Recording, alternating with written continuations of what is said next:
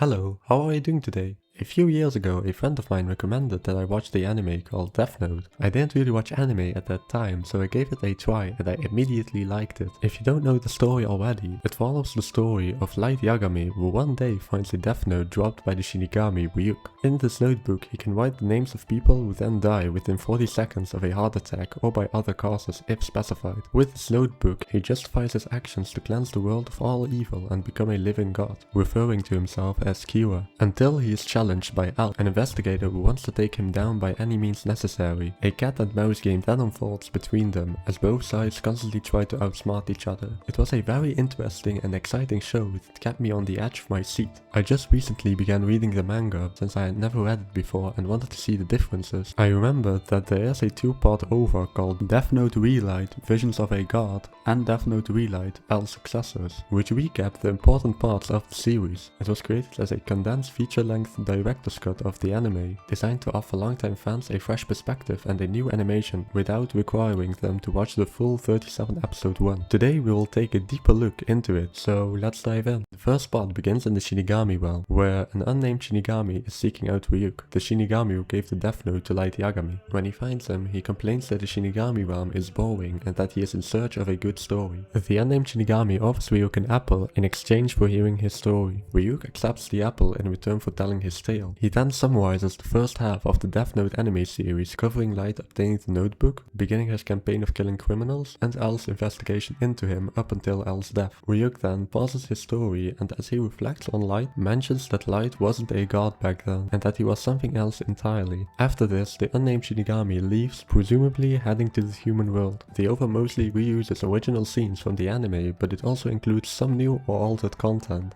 The opening and ending sequences with Ryuk and the unnamed Shinigami are entirely new additions. One major change is the first meeting between Light and L. In this version, they meet in a private theater while discussing the second Kira video. In the anime, their first encounter takes place during Light's university entrance exams. After L's death, when the investigation team pays their respects, there's an added scene of Light gloating over L's grave declaring his victory. Following this, he begins eliminating the remaining Yotsuba members, a group of powerful executives from the Yotsuba Corporation who had previously used Kira's killings to benefit their company. In this version, they die in a series of gruesome accidents, rather than from heart attacks as in the original anime, emphasizing Light's increasing ruthlessness and his complete confidence that no one remains capable of standing in his way. From this point, the second OVA continues the story and shifts into the final arc. It begins with a short narration by L, who breaks the fourth wall by summarizing the events of the first Relight special. We then see Nia and Mello learning of L's death, with Mello declaring that he will pursue Kira on his own. 4 years later, Nia prepares to leave Remy's house. During this sequence, a flashback shows L speaking directly to the orphanage children before taking on the Kira case. In this version, however, L describes himself as a monster due to his tendency to lie, rather than saying he solves cases purely for personal interest. The OVA also introduces several timeline changes. Nia suspects much earlier that Kira and the person acting as L may be the same individual. Light is also portrayed as having taken up L's role years after L's death, rather than immediately afterward, and the investigation into him resumes much sooner. The story also places greater emphasis on Light's relationship with Mikami and Takada, who are already working together before Nia's investigation fully develops. From this point onward, the narrative largely serves as a compressed retelling of the anime's final arc. Nia and the SBK continue their pursuit of Kira, while Light attempts to eliminate his opponents through Mikami and Takada. The OVA eventually reaches the same conclusion as the anime, ending with Light's defeat and death at the hands of Ryuk.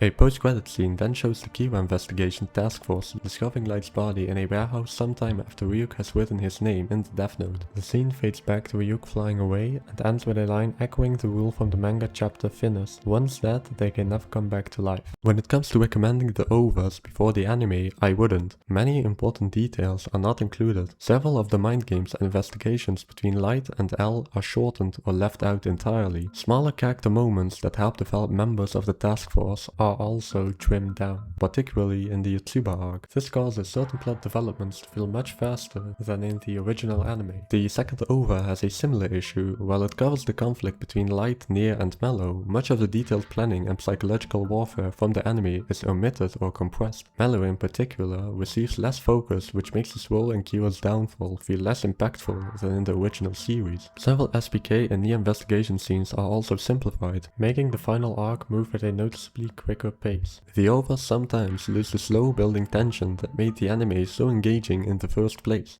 Overall, I enjoyed both OVAs as a way to revisit the story of Death Note. The added scenes are interesting, but the amount of left out content means they work far better as a recap for existing fans than as a replacement for the original anime. If you've never watched Death Note before, I would strongly recommend starting with the anime first. Well, that's it for today guys. I hope you enjoyed the video and I'll see you the next time. Bye.